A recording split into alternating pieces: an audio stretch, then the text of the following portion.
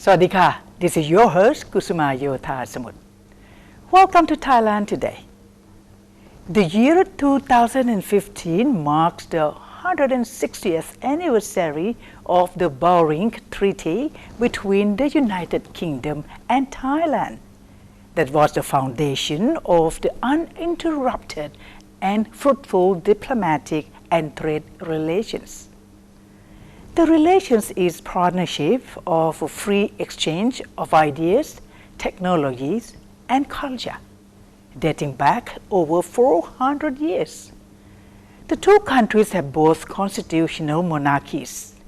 Their Majesty King Bhumibol Adulyadej and Queen Elizabeth II, who reigned for more than 60 years. On the occasions of the official birthday of Queen Elizabeth II, Thailand today have an honor to welcome His Excellency Mr. Mark Kent, the British Ambassador to Thailand, to discuss his country's relations with Thailand and other current issues.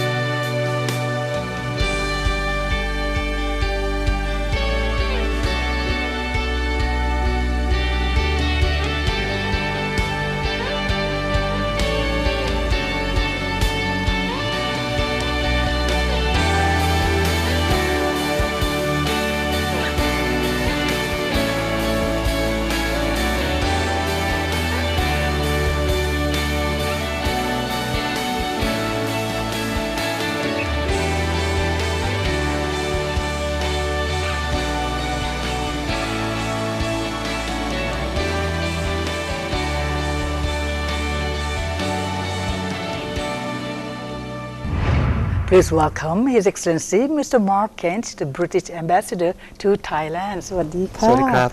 Thank you so much for welcome to Thailand today, Your Excellency. Well, we would like to open up surely with our long relationship between our two countries. Can you talk a little bit on that matter, please? Well, our relationship goes back over 4 centuries, over 400 years. The first contact between our two peoples really was in 1612.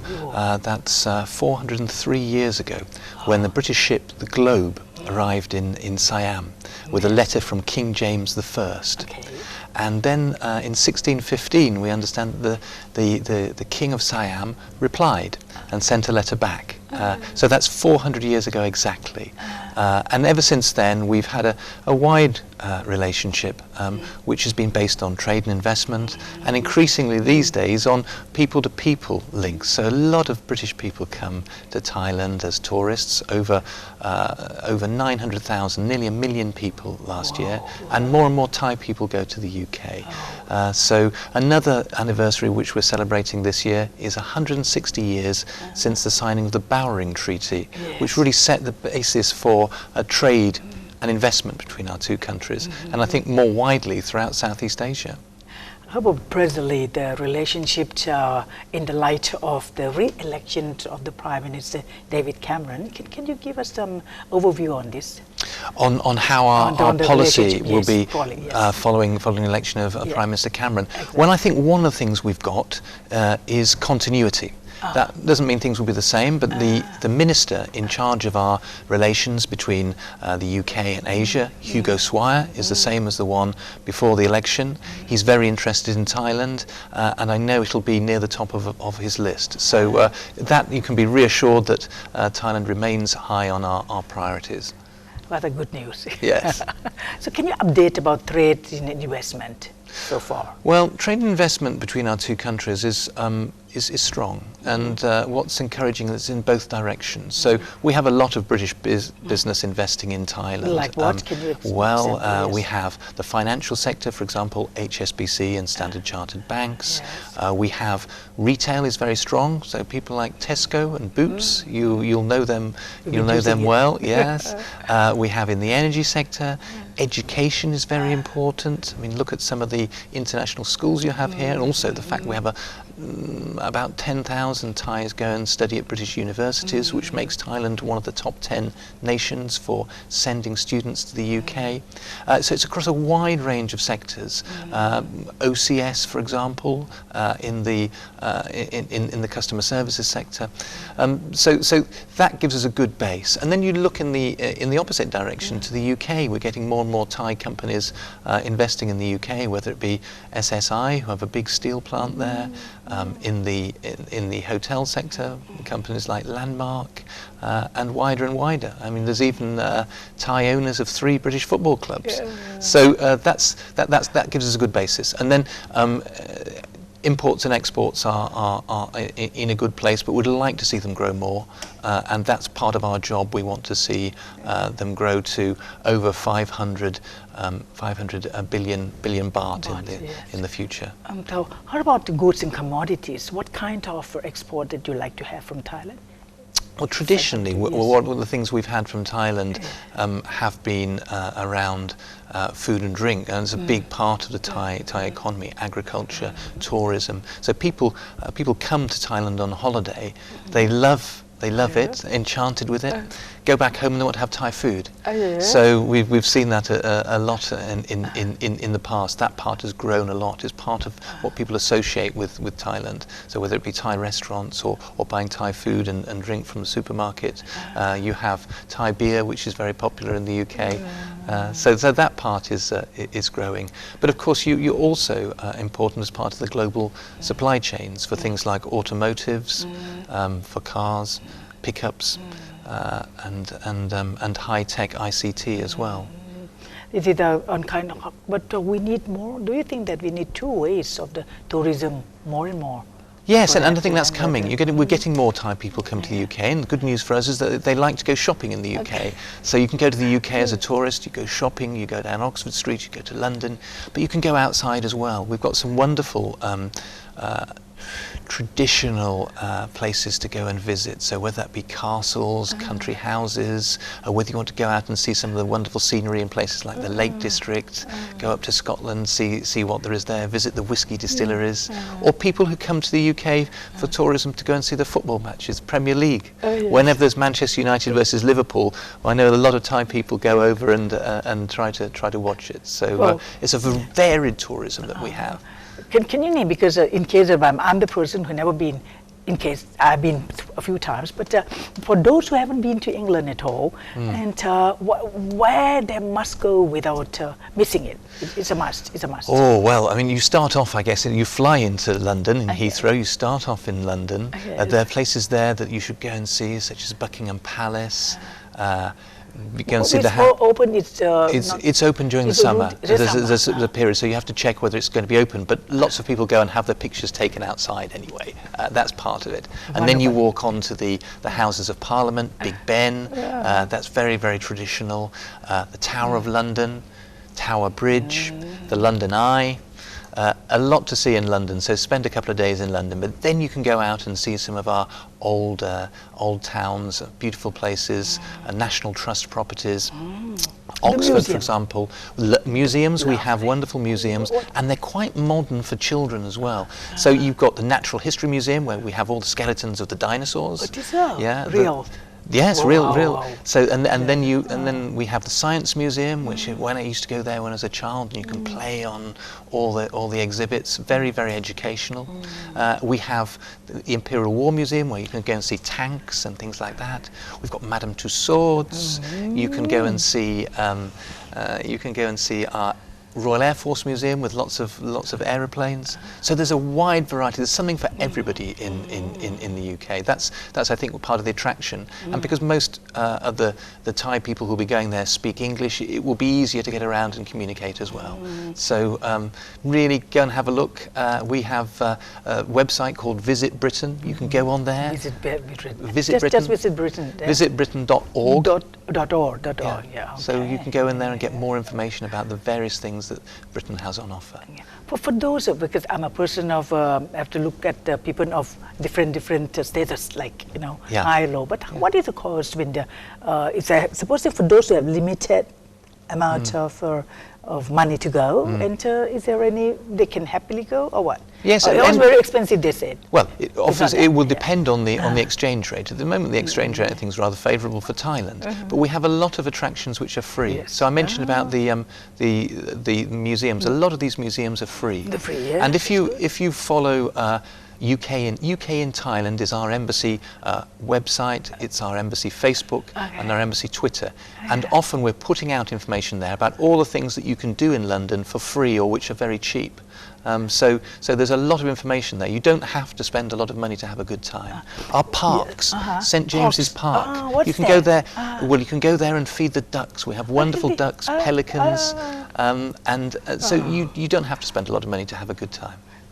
I love it, London especially, shopping. Yeah. Anyway, you were opening the front of the website lately. Can you want to say something on that, how good it is now? About our website? The website. Well, what we try to do here, certainly for the embassy, is to be able to engage with people in various ways. And these days there's a lot of social media, isn't there? Yes, Thai people love Instagram. Did you know that Instagram is... London is the most popular city for photos on Instagram, and I think Bangkok is not far behind. There are two international cities people love going to and taking pictures of. So there's Instagram, there's Facebook where you can get information from us.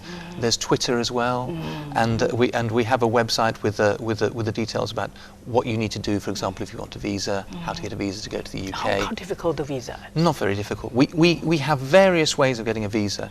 If you're really in a hurry, you can apply for a visa and get a reply within 24 hours. And that's quick. Otherwise, if you're in a hurry, but not quite that much of a hurry, you can apply for one within 3 to 5 days, or a normal service normally gives you a visa within 15 working days. So it depends on how quickly you want the service, and you pay a little bit more for a quicker service. Very good. And is it suggestible to someone to go through a tourism group or a company? Or they can go by themselves on their own? I think you can go by yourself. You go on the website. Yes, go on the website. Look, make yourself an appointment. Go along. It's normally fairly straightforward. 95% of the people who apply for a visa to the UK are granted one. So there isn't anything to be worried about in the vast majority of cases. Both of our countries seems to be like we have monarchy and institute. Yeah. So what is the suggestion? Or like coming to Thailand, we have rules and little bit of rules and regulations, do and don't. How about yours? I think in any country, people have their own culture. There's laws which have to be obeyed, and so it's good just to know about the country before you come. What we do for our tourists all over the world. We have a travel advice section on our website. So if you click on Thailand, it'll tell you about what it's like in Thailand, customs, what the rules and regulations are, what you should look out for. And we have that for every country in the world. So I'm sure before you go anywhere, you read up about the rules and regulations, which side of the road they drive on, when the shops are open, that kind of thing. One important, you have already touched about education. Can you go a little more on that? Because before coming into the program, people like to know, starting on from the selection of what, are they qualified to, what kind of the student to be qualified to have their further education there? Well, I think you can go straight from school in Thailand to study in a British university for undergraduate, or you can go and study postgraduate. And a lot of people from Thailand actually send their children to study at school, study A-levels or international baccalaureate in the UK. There's a number of British schools in Thailand which follow the British curriculum. You'll probably have seen a number of those around town. So there's lots of options about what you want to study, and you don't have to actually be in the UK to study there. You can have a distance learning study via the internet as well. From Thailand? Yeah. Oh. Yeah. How do you do that? Well, you can sign up for courses in British institutions, and then they will do some of it by distance learning. Your Excellency been in Thailand for how many years now? For nearly 4 years. Nearly 4 years. How do you get to know the food and the people? How is it? Well, I travel quite a lot. I studied at the King Prachipok Institute. So I go with my classmates. We often go on tours, so they invite us to different parts of the country. I visit as part of my job as well. So because we have a lot of tourists, for example, going to places like Phuket and Koh Samui, so I'll go there quite regularly. Chiang Mai, Khon Kaen. So you get to travel. I think Bangkok is a wonderful city, but there's more to Thailand than just Bangkok, so it's good not to forget that. You have been known that a person of speak very good Thai. How is it? I mean, how did you start with it? Oh, very slowly. It took me 18 months. I had 18 months. I learnt Thai in Bangkok, in Chulalongkorn University, and in a language institute in Bangkok. Also went to Chiang Mai, where I stayed for a couple of months, and in Khon Kaen. So gradually and by speaking. But my Thai is not. It depends on the context. So if we're having an official conversation, that's fine. But if I have to watch Lakorn and understand the slang, I get lost. Yes. Your Excellency, many people wonder how to be ambassador. It's a dream of many people. You have to tell that. Well, you have to join the foreign service first, and there's various ways to do it. Well, I joined a long time ago, so I've been. But in your case, you have a liking before? I've been a diplomat for 27 years, and before that I studied abroad. I studied in Belgium, so I was sort of used a little bit to living abroad. That's my first experience, and since then I've had a very wonderful time. It's taken me to lots of different and wonderful places, all of which I've really enjoyed, and Thailand is no exception. Thailand's been a very interesting experience here. So before that, how many countries before that? My first post was in Brazil, and I've been then posted to Mexico, and I've been posted to Belgium twice, once with the European Union and once with NATO. And then my first ambassador posting was in Vietnam, and then I came here to Thailand. Wow, you've done so good. So I mean, all those countries, do you need the language in Vietnam? Do you speak Vietnamese? Every place I've been to, I spoke the language, yes. But my Vietnamese was not as good as my Thai. You always humble yourself. No. So how many languages totally? All 7. 7 languages. But it depends a lot on the context. So if you spoke one of these languages to me now, I'd probably think in Thai before I replied to you, and I'd get very confused. So I think you go you go to a country and then you pick up the language easier and you speak it easier. And that's why, for example, for Thai children, going and studying in the UK is very good, because it helps you with your English, apart from obviously helping you with your academic qualification. And I think culturally it's very useful for children today who are growing up in a globalized environment to have experience of different cultures. That's why I'm glad my daughter went to school in Thailand. I did? She did 2 years in Thailand. Because it's important for children in Europe to be able to understand other cultures, to be able to understand, for example, the culture in Thailand. My son studied in Vietnam, to understand the culture there, and different ways of thinking, and adaptable. Yes. Oh, nice. As for the British people here in Thailand, is there anything that for them to be inconvenience for them, that the Thai government, because we are the television of government, or a Thai institute or whatever, tourism, to support them? Is there any lack of defects or something that they need to go on? We have 50,000 people, British people, we think live in Thailand. Living? Yes. Ooh. And then we have, as I said, nearly 1 million coming in as visitors. I think governments generally aim to cut down on bureaucracy, aim to make people stay enjoyable and easy to deal with. So, for example, in the UK we put more services online, and anything that the Thai government can do to reduce the bureaucratic requirements, I think, is always welcome. That's very good. So, on the occasion of the Queen's birthday, and it's going to be held in the hotel. That's right. Hotel. Yeah. So for that, you like to message. We need you to message, to talk to the Thai people of the message to convey to them. Oh, on the occasion of Her Majesty the Queen's birthday? Yes.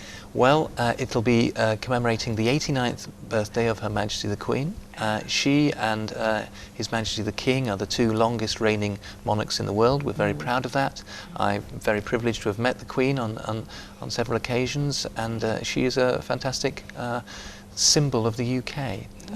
So it's an occasion for us next week, on the 8th of June, to commemorate that, to celebrate the relationship between our 2 countries. We're also celebrating 800 years of the Magna Carta, which was the document which really is the foundation of the British legal system and the British system of politics and governance. Really the start of democracy and parliamentary process in the UK. So this year is a special year for us. Yeah. How much you know about King Royal Project?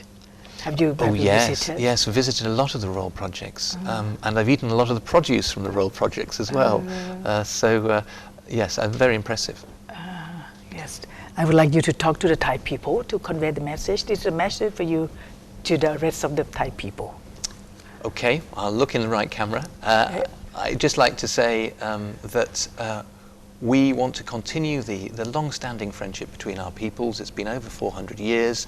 We're taking it into the modern times. Now it's a lot easier to visit the UK. Come and visit us. Come and have fun in the UK. Our products, I think, are always of interest to Thai people. When I see some of the brands we've got here, I'm very proud that we've got such wonderful advertisements for the UK. British people are very pleased to come and visit Thailand. As I said, over a million probably when we put it all together this year. And let's step forward into the future as well. So we've got a long and great history behind us. We've got a good future in front of us as well. So we'll be celebrating that next week, and we look forward to even closer relations between our 2 countries.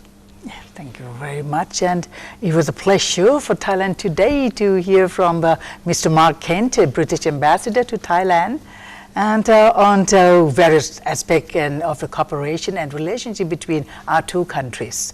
So I believe that our viewers will join me in wishing Her Majesty Queen Elizabeth II a joyous, happy birthday.